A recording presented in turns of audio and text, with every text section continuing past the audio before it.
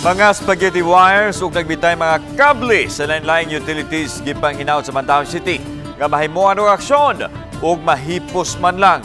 Ganina nagtagpo ang syudad alang nining maong katuyuan. Adunay live report si Nico Serino. Nick?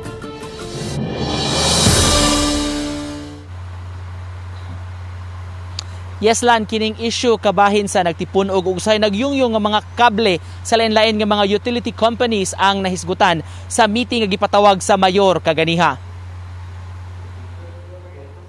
Gimiting ni Mayor Jonas Cortez ang representante sa lain-laing kompanya ug mga ahensya kaganiha gikan sa mga telecom companies, cable ug ubang service providers. Gihisgutan ang estado sa ilang mga poste, kable ug mga kagamitan. Aron mas makita sa kadagkuan sa maong mga kompanya, gisuroy sila sa mayor sa City Command Center. Gipakita ang kuha sa CCTV footage sa mga strategic intersections sa Mandaue. Sa uban nga mga dapit, mabantayan nga nakababagyod sa camera ang mga kable sa utilities.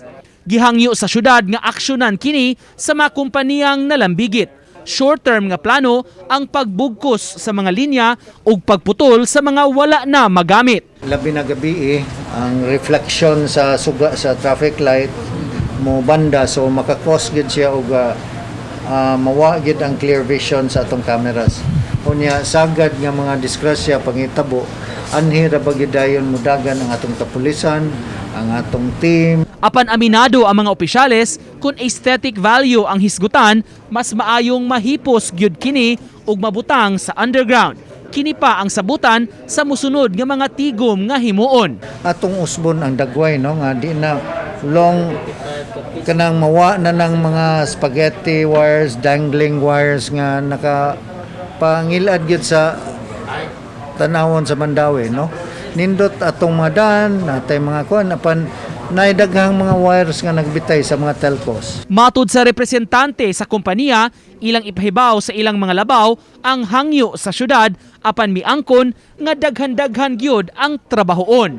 Amo ba bring up sa among mga bus kung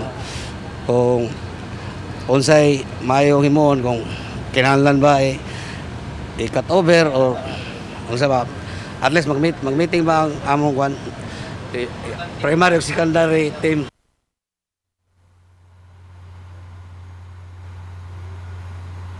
Yes lan samtang subay nining koordinasyon sa syudad ug sa mga kompanya nga involved na umol ang TIC o Technical Infrastructure Committee alang sa hugot nga koordinasyon ug komunikasyon sa magsigkakampo kabahin ning maong issue. Lan?